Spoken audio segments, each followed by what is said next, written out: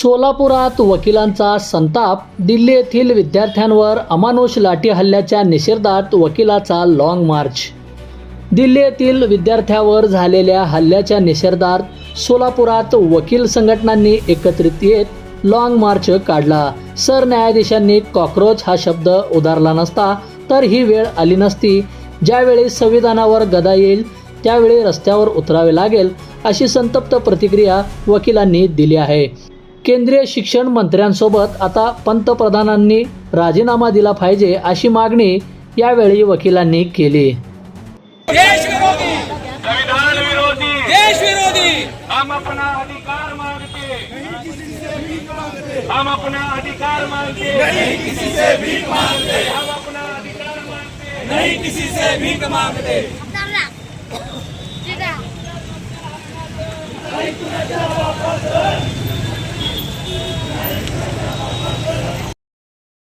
महिन्यापासून जे paper leak प्रकरण गाजत आहे, अख्ख्या देशातून उठाव झालेला आहे.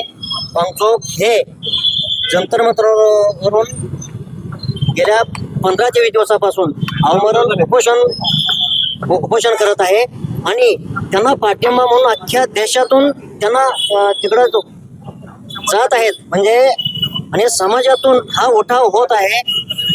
जी पेपर लीक प्रकरण आहे, हे प्रकरण एवढं सोपं किंवा साधं नाही. ह्याच्या पाठीमागे निश्चितच वरिष्ठाचा किंवा सरकारमध्ये काहीतरी मोठ्या घटकाचा हात असल्याशिवाय असं होणं शक्य नाही. याच्यासाठी वकील वर्ग हा एक समाजाचा एक भाग आहे. विद्यार्थ्यांच्या भवितव्यासाठी जे काही करावं लागत आहे, निश्चितच आम्हाला त्याचा भाग म्हणून वकील वर्ग आम्ही रस्त्यावर उतरतो. तुमचं कशासाठी ते आंदोलन आहे? आता आंदोलन ह्याच्यासाठी आहे की राजीनामा, जो राजीनामा मागणं आणि पंतप्रधानाचा राजीनामा, आणि सरकारमधून जे काही प्रवृत्त म्हणजे काय म्हणा त्याला की प्रवृत्ती आहेत, अप्रवृत्त आहेत, त्यांना पाठिंबा न देणं, ह्याच्यासाठी ही आम्ही समाजातून अगदी तळागाळापासून आम्ही त्यात आज आपण इथं जमलो आहे, तिथं निषेध नोंदवण्यासाठी जमलो आहेत. कारण की मागच्या वारंवार नीट फुटीचा पेपर फुटतो, नेटचा पेपर फुटतो, पण त्या नेटच्या पेपर फुटीला कंटाळून आपले 22 विद्यार्थ्यांनी आत्महत्या केलेत. या आत्महत्यावर सरकारने कोणतेही विशेष धोरण न राबवता, त्यांचं कोणतेही यापुढे अशी घटना न घडता असं काही कोणतेही पाऊल न उचलल्यामुळे लडाख या भागातनं सोनम वांगचुक नावाचे एक सामाजिक कार्यकर्ते येऊन उपोषणाला बसले दिल्ली येथे. परंतु सरकार एवढे निर्दयी आहे, एवढे त्यांना याची जाणीव नाही. कारण की शिक्षणाचा अभाव असल्यामुळे बहुतेक त्यांना जाणीव नसणार आहे.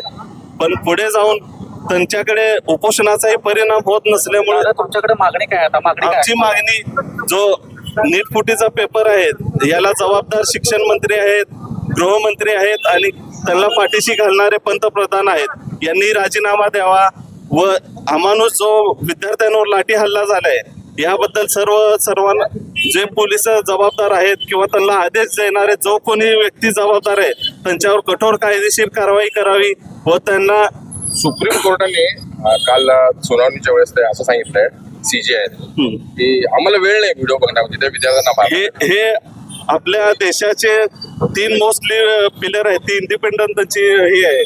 पण आज देशामध्ये एवढं वाईट वातावरण आहे की बाबा सुप्रीम कोर्ट ही गव्हर्नमेंटचं ऐकते का काय, असं याबद्दल शंका उपस्थित होते.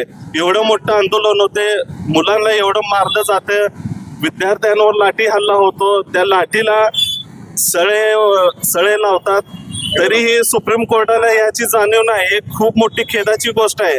आता सुप्रीम कोर्ट हे सर्वोच्च आहे आपल्या भारतामधील, पण सुप्रीम कोर्ट पण जर ऐकत नसेल विद्यार्थी तर कोण ऐकणार? वाली कोण विद्यार्थ्यांना? देशाच्या तरुणांसाठी सरकारनं काळजी करणं की वारंवार घटना होऊ न देणं आणि भविष्याची काळजी करणं हे सरकारचं मेन काम आहे. तेच त्यांनी बंधुप्रेम न्यूज चॅनलला लाईक, सबस्क्राईब व बेल आयकॉन दाबायला विसरू नका. धन्यवाद.